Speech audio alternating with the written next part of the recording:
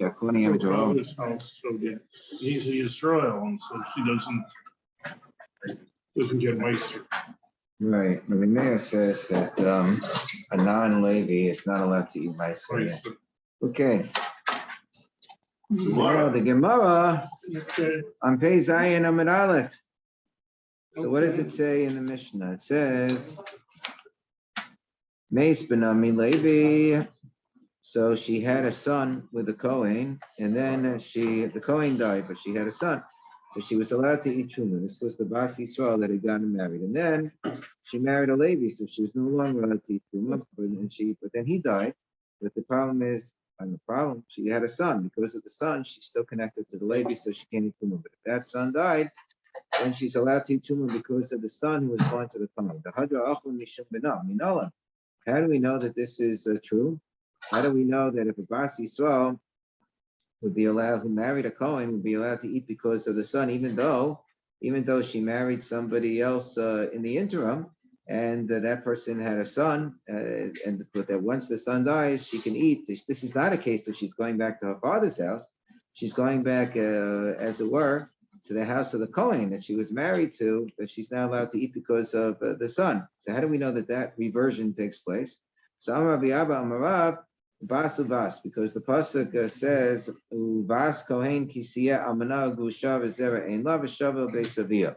Pasuk talks about the Bas Kohen who doesn't have any children, so she goes back to her father's house. So there's an extra. It could have said Bas Kohen, but it said uvas.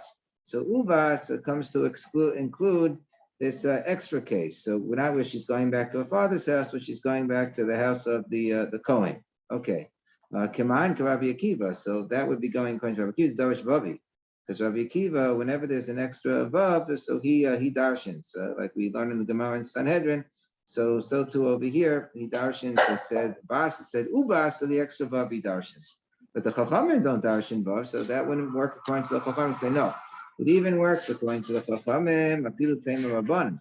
Kula uvas par yiseru. It didn't have to say uvas kohen altogether. Why didn't it have to say uvas kohen altogether?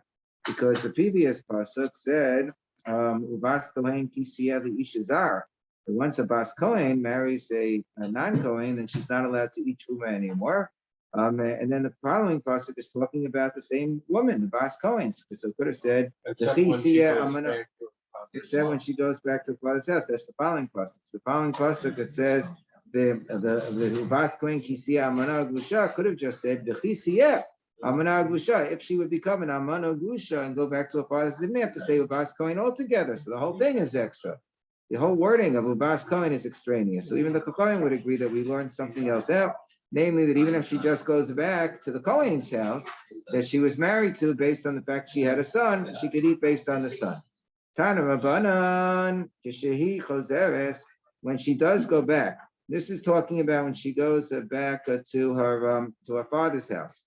She goes back to her father's house because she was married. Let's say a Bas Kohen was married to a non-Kohen, and then he died, and they didn't have any children together. She can go back to his father's house, but she only gets to eat truma, but she doesn't get to eat the chazeh b'shok. She choseres the truma ve'ena choseres the chazeh b'shok. She doesn't get to eat the chest, the hind leg anymore. She doesn't get that anymore. The chazeh b'shok that's taken from the korban, from the korbanos, from the korban shlam, the korban toda. She doesn't get the chazeh b'shok anymore. So Amar Chisda, Amar Ravina bar Sheila, Maikva. What's the pasuk that teaches me that she doesn't get the chazeh b'shok? Because it says he besumas kadoshim lo sochel. That when she goes back, the Bas Kohen is not allowed ever again to eat misumas kadoshim. It doesn't say when she marries a zar she can't eat kadoshim. It says she can't eat misumas kadoshim. She can't eat that which was taken from the kadoshim. That would be memuam min kadoshim lo sochel. That would the chazeh b'shok. Which is taken from the kadoshim, so that she's not allowed to eat anymore. So that's how we derive that the chazeh v'shok is sort of this a permanent thing that she's never allowed to eat again. Even when she goes back to her father's house, she's not allowed to eat the chazeh v'shok. It's the pasuk says that when she goes back to the father's house, it says milechem avia tochel. So it says milechem. She could eat from the bread of her father's house, but the implication is not all of the lechem. It's a milechem. Below called lechem, so prat l'chaz of shok.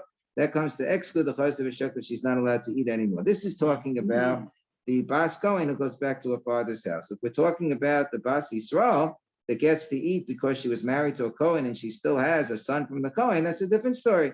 In that case, we're going to say that she not only gets to continue to eat the truma, but she gets to continue to eat the chaz of shok. We're talking about the bas Yisrael goes back to her father's house. So maskip la Rami Bachama. So Rami Bachama asks, Ema Prat, who says that when it says that the Vihi Misumasa Kadeshim Lo Sochel and so forth, and that we're coming to exclude something, who says that it's coming to exclude the chaz of shok? Maybe it's coming to exclude the Hafaris Nidarim, that when she goes back to her father's house, he no longer has the ability to nullify her vows like he was able to before she got married. So Ema Prat Hafaris Nidarim. So I'm a rabbi, no, that we know already. That was already derived from the Tana D'Rei Shmuel. The Tana D'Rei Shmuel, the Neder Almana Gusha Yakum Aleh. We had a pasuk that says that if a woman becomes an almana or a gusha, so then whatever vows she takes are going to be effective, and nobody nullifies those vows anymore. So Matam and Lomer, why do I need this? Hello, Mutza. Obviously, she can make her own vows because she's Mutza Miklalav. Since she had already gotten married, she's no longer in the father's domain. And since she got divorced, the widow, she's no longer in the husband's domain. Mutza Miklal Ella Hare, what this pasuk comes to teach me the following case. Let's say there wasn't a full-fledged marriage. It's just that the father had given her over for the purpose of a marriage to the shluchim of the Baal, who would be contracting the marriage on his behalf, but she had not yet come into the husband's house. Or even she didn't go traveling. It's just that the shliach of the father went to finalize the marriage with the shluchim of the Baal, Nisamlo and Niskarsha, Baderach. But before she herself came into the husband's house, she became an almana or a gerusha. So hechani kare ba beis avia shozu or beis baila shozu. How do I treat this? Do I say that she's still connected to her father's house because she was never physically transferred to the husband's house? Or do I say, no, since the shluchim transferred her to the husband's house, that's considered to be as if she was already in the husband's house, and therefore she is in her own domain once she becomes widowed or divorced from him. So that's why I have the pasuk, the Neder Amana Gusha Yakum Aleh, to teach me that if she has already been transferred over, even by proxy, Mershusa from the father's house, then there can no longer be any nullification of a vow. So therefore, I already know that she doesn't go back to the father's house ever for purposes of nullification of a vow. I'm sorry?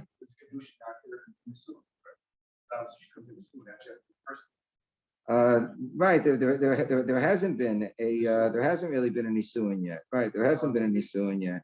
But even this transfer over through kiddushin, that's the implication over here. Yeah. Okay. So Rav Safra says that Rav Safra Amar. So he derives from the fact that the pasuk says that the Bas Yisrael, that the Bas Kohen, when she goes back to her father's house after her husband, the Yisrael, dies, she goes, but she can eat milechem avia. He's not deriving from the mem of milechem like we had derived earlier. That was how Rav Nachman Rabbi Baravu had derived. Rav Safra says, in the fact it says lechem altogether. Lechem means bread, below basa, but she gets to eat the truma, but she doesn't get to eat the basar, the meat of the chas of shak. But Papa mami lechem avia tochel. But Papa focuses on the word avia. Lechem akane avia. This is the lechem that belongs sort of to in our father's domain.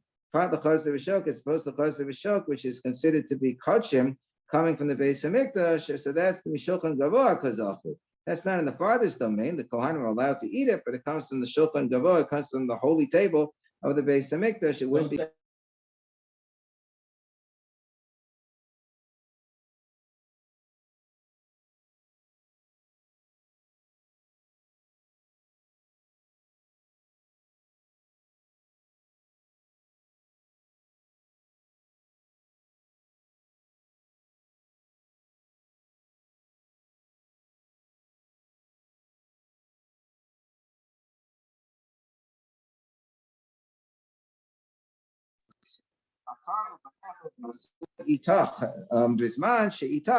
It means only when they have remained with you throughout. But in the event that a daughter left the father's house, even temporarily, she married a Yisrael, even if the Yisrael died afterwards, so that's not considered to be that it was always Bisman She'itach, and therefore she would no longer be allowed to eat the chazay and the shok. Okay. Amarav, Adabarava, Tanakishi, Choseres the Beisavia, Choseres the Tuma, Ve'ena Choseres the Chazay V'shok. When she goes back to her father's house, so the Ravada says the same thing, that she goes back, the Bas Kohen can eat the Tuma again, but she can't eat the Chazay V'shok. However, Bishvil Benah, but if she was, let's say, a Bas Yisrael who was married to a Kohen, and the Kohen died and he left a child, and now she's allowed to eat the Truma because she's still connected to the Kohen through his child, in that case, she's also allowed to eat the Chazay V'shok. Bishvil Benah Choseres Af the Chazay V'shok. So Azava Mordechai Amar L'Shmaita Kamed Ravashi. So Rav Mordechai said that this teaching of Rav Barava, he said it in front of Ravashi, Amar Mehecha Chamis Rabia. So he said, how did we have the reboy to learn that she's allowed to continue to eat from the truma, but just because of her son? So we learned from the fact that we had the extraneous vav, or the extraneous words, ubas kohen, but that pasuk is talking about the case of a Bas Kohen who goes back to her father's house. The case we're deriving from with respect to a Bas Yisrael who eats because of her son from the husband who was a Kohen who had died, is talking specifically about a Bas Kohen who goes back to her father's house. And there we do know that she's restricted to only eat Tutuma and not the Chazay B'shok. So how can the thing that we're deriving from it be more expansive? How could it be more expansive than that which we're learning from? To say that this Bas Yisrael that we're learning from that pasuk, because the extra vav, the extra words, is allowed to eat more than the original case that we're deriving from. So we say no, because Hasam Ksivim Miyute, because we have all of these Miyute. We say Mi Lechem Avia Lo Slecha. The pasuk of the words Mi Lechem Avia Tochel. That's going on the Bas Kohen. That's not going on the Bas Yisrael who was married to the Kohen. That's going on later in the pasuk. Is only talking about the Bas Kohen, that the thing which is Mumar Mina Kadoshim, she's never allowed to eat. So because of the fact that we have Miyutim with respect to the Bas Kohen, but we don't have Miyutim with respect to that which we're deriving from it, namely the Bas Yisrael, Hakaloksivim Miyute. So therefore, that's why we're more machmir, or the din is more chamor with respect to the Bas Kohen who goes back to her father's house than the Bas Yisrael who's allowed to eat because of her son. Bas Kohen shenises the Yisrael v'chulei. So we have the case of the Bas Kohen who marries the Yisrael, and all the husbands are dying and the sons are dying. It's a complete mess, and with each death, she's allowed to eat a little bit more, and then when the last one dies, she just goes back to her father's house. So Tana Rabbanan v'shavel beisavia. So when it says v'shavel beisavia, that she can go back to her father's house, that means that she's totally disconnected to anybody else. But if her husband died and didn't have children and had left a brother, so she says shemeres yavam, she's still connected to the husband's house and she can't go back to her father to eat truma. Father shemeres yavam. And then it says in the pasuk, it says v'shavel beisavia kinurel, like her youth, like her days of being a nara. So pratna meuberes. So it means kinurel means that she's empty, like a nara, like when somebody's a youth, so they're carefree, they're not saddled with anything. But if she's a meuberes, she's saddled with something, namely she's pregnant with a child. So the fact she's pregnant with a child from, let's say, her husband who had been a Yisrael, and so forth, that would prevent her from going back to her father's house to eat truma again. Although dinu, but why don't I say that meuberes should not prevent her? In the following way.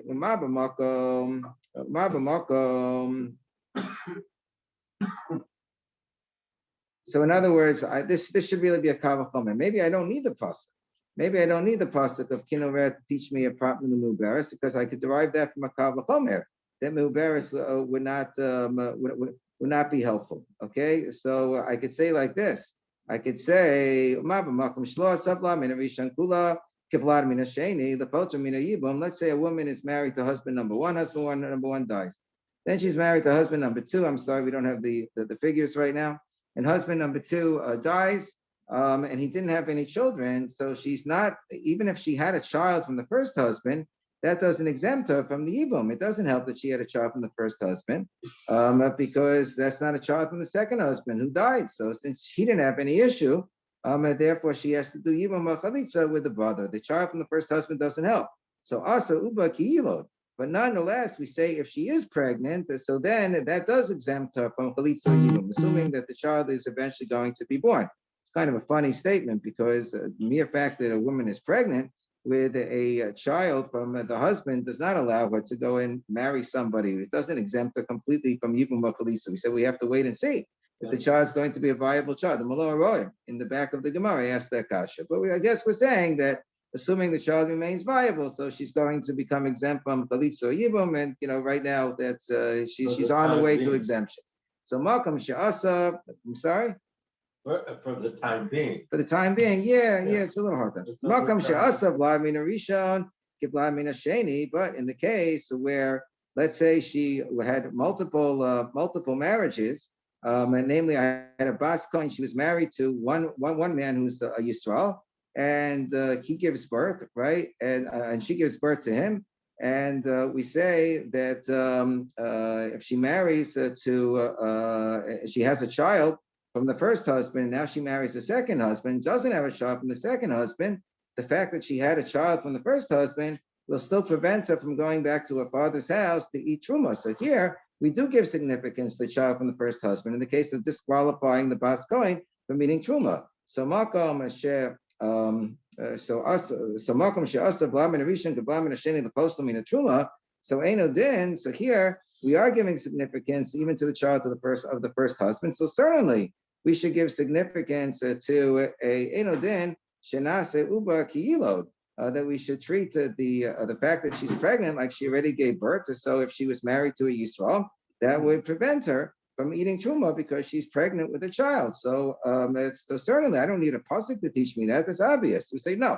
I still need a pasuk of kinoreh pratlam uveres. Lamali asa uba kiyilad liyan yibum. Yibum is different because I would say in this particular case, even if a child is born, let's say that a husband died without any children, but the wife was pregnant, right? No, let's say that there was a child. Let's say there was a child, and at the time that the husband died, and then the child died 5 days later. So she still is permanently exempt from Yibum or Chalitza because we say that since the child was alive at the time that the husband died, so therefore she's permanently exempt from Chalitza or Yibum. So the Inyan Yibum, we say there, a child is more significant. A child is more significant. Yeah, well, if I forget stillborn, even though, say she wasn't pregnant, the husband died and they had a child that was 2 years old. So she's exempt from Chalitza Yibum, even if he dies subsequently. Sharei Asa Mesim Kachayim. So even if the child dies, he's considered like he's always alive because he was alive at the time of death. So Nasi Uba Kilot. So then we understand that we give more significance to an embryo, that we say even an embryo would exempt her from Yibum or Chalitza. However, the Inyan Truma, when it comes to Truma, let's say she had children from the first husband or the second husband, and the husbands died. And then the children died afterwards. So we don't say just because they were alive at the time that their fathers died, she's disqualified from eating truma forever. No, at the point in time in which the children will die, even if it's 5-10 years later, she'll be allowed to go back to her father's house and eat truma. So I might think that we would not give significance to an uber. So Tamar Lamar, Kinoreh, that's why I need a special pasuk to teach me Kinoreh, Patlam Uberes, that even if she's only pregnant, that would be enough from the other husband that she married, that would disqualify her from eating truma, and she wouldn't be allowed to go back to her father's house to eat truma. I need to have the pasuk with respect to Milberes to teach me that even if she's pregnant from the man that she married, right? This is the Bas Kohen who had, married another man, let's say Yisrael, and now she's pregnant with a child, that she's not allowed to go back to her father's house to eat truma because she's pregnant. She's not kinoreh. I need to have a pasuk that says that she didn't have a child that was already born. Because if she had a child that was already born, she wouldn't be allowed to go back to her father's house to eat truma. This is an easy one. If the pasuk only would have excluded v'zera eila mekarachai gufa v'hashta trei gufe, so I would have said that because here there's an extra person who was born because she had a child. So this is an extra person of Muberes, the Mikara Chad Gufa, Vahashta Chad Gufa. But if she's in Muberes, she left her father's house when she was one body. Now she's still one body. She happens to have an embryo, a fetus that is in. She has a fetus which is inside of her body, but she's still one body. So I might say, okay, so she's just like she left, and now she can be truma again. So therefore, I need to teach me the case of Muberes as well, because of Achmana Muberes. And if I would have just had the case, the Torah would have just taught me Kinuver, Pratna Muberes, I would have said, yeah, Muberes, the Meikara, Gufa, her body has changed. Her body has changed. Originally, she was a Gufa Srika, she was an empty body. Vashta Gufa Malia runs Pei Zion with base now. And now she's a full body because now she has an embryo inside of her. So therefore, I might think that in this case, it's obvious that her physical state has changed and we're not going to let her eat truma. But if she actually gave birth to a child, I might think she could go back to her father's house to eat truma because she herself is exactly the same as she was when she got married, before she got married to Mikara Gupa Srika.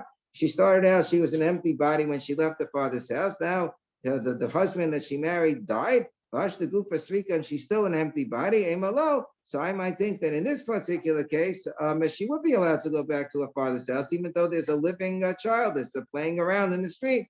Srika, therefore, that's why I need to teach me. No, even the case of Zera Einla, where she herself is still an empty vessel, since she has a child, she's not allowed to, from the husband, she's not allowed to go back to her father's house to eat truma, even after the husband dies. Here we have a siman about the different cases that are going to be discussed in the Gemara. Siman, Amar, Lei, Benase, Mase, what's the next word? Benase, Bemisa, Nase, Velo Nase, Bevla, Yavim, Muchuma, Yibum, Muchuma, Siman. All these different cases involving Yibum, involving Chuma, including Yibum. Okay, when we say Nase Mesim Kachayim, we don't say Nase Mesim Kachayim, here are the cases. So Amalei Rav Yehuda, Midiskarta the Rava. So the first case is the Amalei case, right? That's in the Siman Amalei. So he says Amalei lo nase mesim kachayim, that we should not say that mesim kachayim, that if a child is born le'inyan yibum, a child was born and is still alive when the husband dies, we should not say that if the child dies subsequently, that the woman, the yavama, is still exempt from plitza yibum. That's what we do say. We said that's what we do say. But we shouldn't say it because we have a kavachomer that indicates mikavachomer that once the child dies, we should say that she reverts to the state of requiring yibum and chalitza, even though at the time the husband died, she didn't require yibum and chalitza. That would have a very strange, strange effect, because it would result in, let's say that she was exempt from yibum and chalitza, she married somebody else. And now we say, because 2 years later, the child dies, that she wasn't really allowed to marry that other person, right? And now she requires a chalitza in order to remain in the marriage. So that's going to be very, very strange. She had been permitted to her husband, and now we're going to say, no, now you require chalitza. But that's what we would derive from Makava Chomer. In the case of disqualifying her from eating truma, we said that even if she had a viable child from the first husband, even though there was no viable child from the second husband, she can't go back to her father's house to eat truma, the post-lamina truma. And despite the fact that we give significance to the child from the first husband, we say lo asamesim kachayim, that if the children would die, if let's say the child from the first husband would die afterwards, after the husbands died, she would no longer be disqualified from eating truma. She could go back to her father's house. So makom shlo asav lamin mishin kiblamin hasheni. So in the case of Yibum, where we say that we don't give significance to a child she had from the first husband, the potamina yibum, to exempt her from yibum with respect to the second husband. Eno din, shouldn't it be kavachomer that we wouldn't give that we would say eno din shalom nasim mesim kachayim, that we wouldn't give significance to a child that was alive at the time of the husband's death who died afterwards. We would say she's no longer exempt from chalitza yibum. So we say no, we don't say that because we have another principle in the Torah. This is a very important principle. Talmud Lamer. That the paths of the ways of the Torah are ways of pleasantness, and the paths of the Torah are paths of peace. So it's not a peaceful or nice thing. It's not a pleasant thing if the woman's going to be remarried after her husband dies because she had a child and she didn't require even mochalisa. She's going to marry somebody, from the street. And now we say 2 years later, oh, the child died. You're no longer allowed to be married to this person without doing chalitza, and it's going to be like a revolting thing to the husband that she's going to require chalitza at this point in time. That wouldn't be pleasant or peaceful, so therefore that can't be the halacha. Next question that we said is Benasa Mason Kachayim. That's Maseha B'Misa. That we should say we should make Misim Kachayim, right? Mason Kachayim, Linyan Truma, the other way around. In the case of Truma, we should say that even if the child who was alive at the time that the husband died, dies subsequently, we should say the same thing as Yibum, that since she was disqualified from Truma because she had the child alive when the husband died, and therefore was still attached to the husband, so she's always attached to her late husband and can't go back to her father's house to eat Truma. We should say that it's a Kavachomer, Mikavachomer. The other way around. In the case of Yibum Chalisa, we don't treat the child she had from the first husband as being significant with respect to the second husband. That's Potra Mina Yibum, but nonetheless, we say that when the child dies, it's considered that we lose Asa Mesim, the Potra Mina Yibum, Asa Mesim Kachayim. We say that if the child dies, then it's considered as if the child is still alive for purposes that she remains exempt from Chalisa and Yibum. Despite the fact that we didn't give significance to a child from the first marriage. So in a case where we do give significance, even to a child from the first marriage, namely in the case of Truma, to disqualify this woman, this Bas going, from eating Truma, so shouldn't we give significance to a blood that was born, that even if he should subsequently die, she should still be disqualified from eating Truma? So we say no, because there I have a special Gzeres Akasav, that she was always allowed to go back to her father's house when she no longer has issues. So so once the child that she had from the husband that she had married dies, even if it's 5 years later, she no longer has zera, and therefore she can go back to her father's house. That's a special Gzeres Akasav. Next question is, Benaseh, this is the Naseh case in the Simon. Naseh, after the words Maseh Misa, we then have Naseh, right? Benaseh, Vlad Min Rishon, why don't we say like this, that in the case of Yibum, if she had a child from the first husband, even though the second husband didn't have any children, she should be exempt from Yibum and Chalitza based on the Kavachomer. With respect to Truma, we don't say that the dead child is considered like the child is still alive. No, he died. She's allowed to go back to her father's house to eat Truma. Nonetheless, we do give significance to a child from a first husband that child would also disqualify her from eating Truma, even though it's not the child of her latest husband. So with respect to Yibum, where we do give significance to the Mason, a child who died, we treat the child like he's still alive, that she's still exempt from Chalisa Yibum as long as the child was alive at the time the husband died. Shouldn't we say that in the case of Yibum as well, since we make Mesim Kachayim, we should say that a child from a first husband should exempt the woman from Chalisa Yibum just like a child from a second husband. Tamalama, we say no, because that's the Gzeres Akasav, that whenever the second husband himself didn't have any children, Uvein Ein Lo, we don't care about whether previous husbands of this wife had children. If the husband that she was married to right now didn't have any children, so then she is obligated to perform Chalitza or Yibum. That's Gzeres Akasav. Below Naaseh. Now we're going to have this is part of the Siman towards the end of the second line of the Siman says below Naaseh, right? Below Naaseh. So what's the case of below Naaseh? Below Naaseh, Vlamin Arishon, Vlamin Asheni, the Truma Mikavachomer. Maybe we should say that in the case of Truma, if she had a child from the first husband, and then she subsequently got married, didn't have a child from the second husband, the first child should not be significant and should not disqualify her from eating Truma from going back to her father's house, Mikavachomer, from the following Kavachomer. The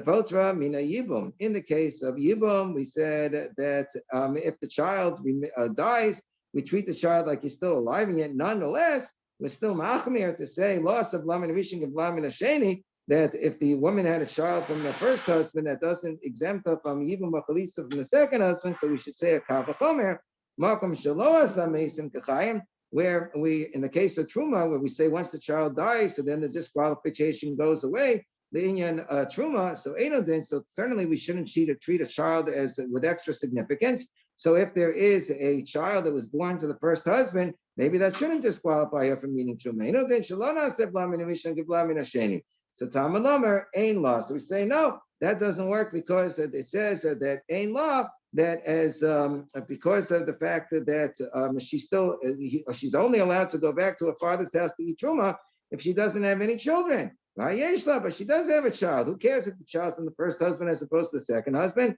Lamaisa, she still has the child. Okay. Hadran alach yesh mutaros. Okay, that's the end of the yesh mutaros parak, and now we have the new parak of Ha'isha Rabbah. Ha'isha shalach ra'ala medina siyam. A woman, his husband goes to a trip overseas, and then they come and they tell her. We'll see that this is only one aide who's telling her. Meis balayach, that your husband died. So then she goes to Bezdin and says, okay, I have a testimony of one witness. We rely upon one witness, to allow a woman to remarry. So the Bezdin permits her to remarry, she remarries. And then the husband comes back and says, I'm home. And and she says, oh, but I'm remarried. So it's a little embarrassing. So so she's not allowed to stay married to the second husband, and she can't go back to the first husband.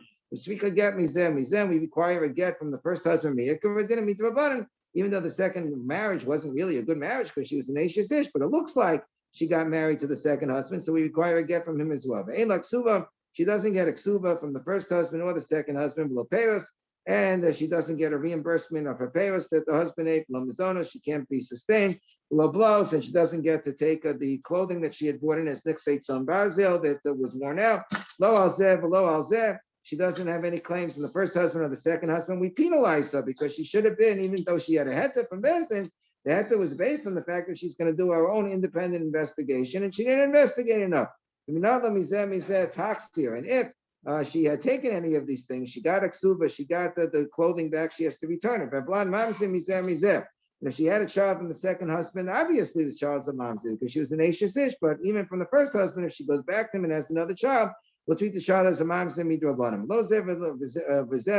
If she dies, nobody goes to her funeral. A pox on her. And the husbands themselves, because of the fact that she doesn't get benefits from them, so they don't get benefits from her. They can't get the lost object she finds or her wages, and they don't get to nullify her vows.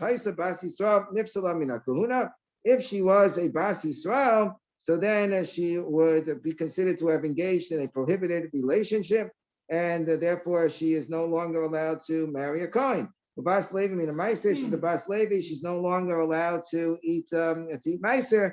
This says Rashi is a knas. This is a penalty, not based on Shita Rabbi Meir or anything like that. It's a penalty. Bas Kohen in a Truma, and a Bas Kohen would be disqualified from eating Truma because of her prohibited relationship. Ben Yorshin Shelzeh, Yorshin Shelzeh, Yorshin es ksuba. So we'll see exactly what this means. If she didn't get a ksuba, why would the heirs get the ksuba, but they don't get the ksuba?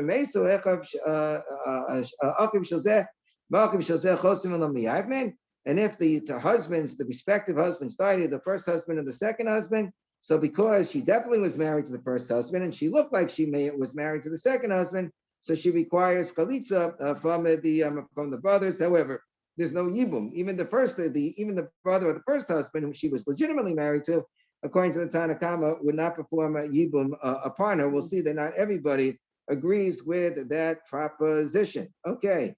Rabbi, this is a okay.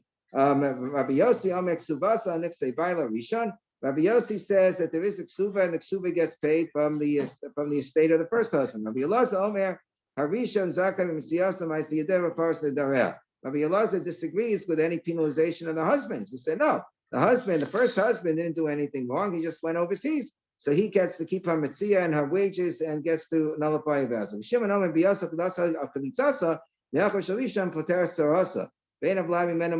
Shimon says that the first marriage remains a 100% viable marriage. She was never divorced. She was never widowed from the first husband. So therefore, if the first husband dies, she would do even yibum with the brother of the first husband. There are no children. And that would also exempt any co-wife. And if she went back to the first husband and had a child, the child would not be a mamzer. Let's say she got married without the Rishus of Bezdin because two aidim came along. It wasn't one aid. So everybody knows they can rely upon two witnesses. She didn't have to go to the Bezdin to figure out she could get remarried. So then Muteris Laks or Lo, then according to the Tana here, maybe it's a continuation of Rabbi Shimon. We don't paskin this way. We paskin even in that case, she's not allowed to go back to her first husband. This is what Rabbi Shimon seems to say. This says Alpi Bezdin, if she was married, like in the first case of our Mishnah, to the Bezdin, because only one witness had testified, So then Tate says she has to get divorced from the first husband, and from the second husband. Upitu nises api bezdin Tate say upitu amina korban, and but however she does get one dispensation, which is that she does not have to bring a korban because she relied upon bezdin.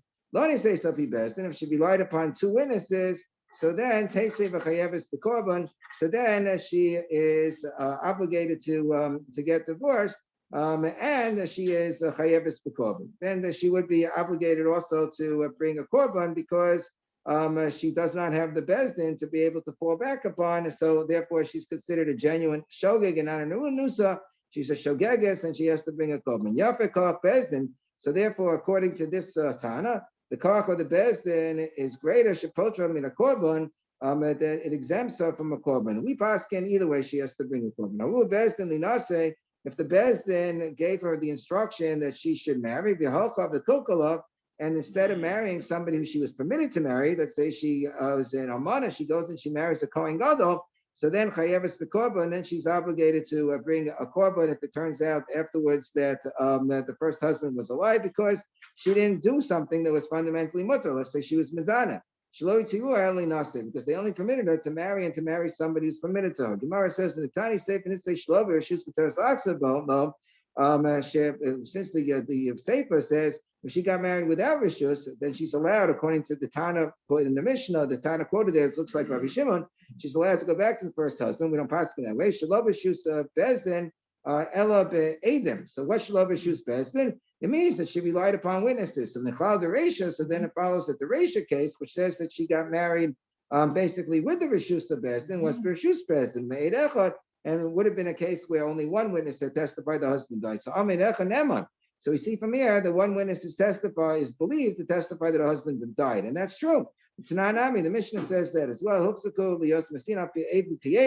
They would marry off a woman based on a witness, even hearsay testimony, even a hearsay testimony from a woman, even hearsay testimony that a woman gives based on what a slave had said, and what a maidservant had said. So we see that when it comes to testifying that a husband has died, we allow the testimony of even an invalid one witness. It's not Nami. Mishnah says along the same lines regarding the reliability of an Eid Echad. So the Mishnah seems to say in a different context as well. One witness comes along and says, you ate forbidden fat, and therefore you have to bring a korban chatas. And he says, it's not true. So potter. So only because he's makish, only if the person says, I didn't eat it, is the potter, but otherwise we would rely upon one witness to bring a korban. If he would be quiet, then we say the Eid Echad is believed, and he would even bring a korban on the basis of the testimony of one Eid. How do we know that? The Tanya, because the Brisa says, that a person has to know that he sinned in order to bring a korban, and not because he's relying completely upon others. So I might think that this is even if he doesn't contradict the others. In other words, maybe it only means if he contradicts the others. Let's say he doesn't contradict. Potter, I might think that he would be Potter in that case because his knowledge is coming from others. No. As long as he doesn't contradict the Eidim, love is good enough, even if an aid testifies. So Hechidami, what's the pasuk teaching? He's a lema de asutrei lokach. If two Eidim testify that he ate from the chaleb, so why do I need a pasuk to teach me that he has to bring a korban? Two Eidim are always relied upon. It means even one aid, and one aid, as long as he doesn't contradict them, he would have to bring a korban based on their say so. Based on this one aid say so, we see one aid is believed in a Torah. As long as he doesn't contradict the aid is believed. So Shmamina, Erecha Neman, wonderful. We see it in Erecha's Neman. So say no. Maybe that case is different. Remind him Mishum the Meheman. Don't Mishum the Kashasik. Maybe it's because he explicitly is agreeing with the aid. It's not because of the aid that he's bringing the korban. It's because he himself is modeh. He's confessing that he committed the crime. I didn't say anything. He's confessing that he ate the chayil. I didn't say anything. No, we have a principle of that if a person is shosek, is considered like they have confessed. Hey, the tani sefer. Because after all, the Sefer says, even if two Eidim come along and say that you ate prohibited fat, so the Tanakh Kama says that if he's machish, then he's potter. Rabbi Meir says he's chayiv. Rabbi Meir kavachomer. Rabbi Meir says he's chayiv even though he's malkish to edim because I have a kavachomer. Two witnesses can put somebody to death even if he contradicts them. Obviously, so certainly if they can put somebody to death, they can require somebody to bring a korban even if he contradicts them. So Tanna Kama says no. The reason why if he contradicts them, he doesn't bring a korban, is because because he could have said, "You're right, I ate the chayla, but I did it for Mazin." If he did it for Mazin, he doesn't bring a korban. You only bring a korban if you did it for Reisha. So Reisha, my time, but the Chachamim don't disagree in the case where one aid came along. In the case where one aid came along, they don't disagree about bringing a korban. So Elam Mishum Meheman. So is it because the one aid is believed? According to the Chachamim, that can't be. But Trebi Amma, the Africa the Kama Makishlu, Mehemni the Kapatri Ubanim. When two of them come along, even though they generally are believed, the Chachamim say in this particular case, the person doesn't have to bring a korban when he contradicts them. But though normally, even if you contradict two witnesses, if the two witnesses are believed, then the fact that one contradicts them does not diminish their testimony. So obviously, this does not have to do with credibility. And Allah Mishum the Ishtik. The reason then that he's chayiv in the first case, according to the Chachamim, has nothing to do with the credibility of the aid. It has to do with the fact that he was quiet. It's based on the principle that if he's quiet, it's as if he actually confessed, but not because of the reliability of the aid. So we can't say that the case of Eid Echad teaches me that an Eid Echad is Mehemen Min HaTorah, that is something, that we have a special din, maybe in the case of Anisha, but we can't derive that din from the case of the Eid Echad who testifies about the Chaylev. That's based on a different principle of Shtika Kel Da Damya. And we'll stop here. Okay.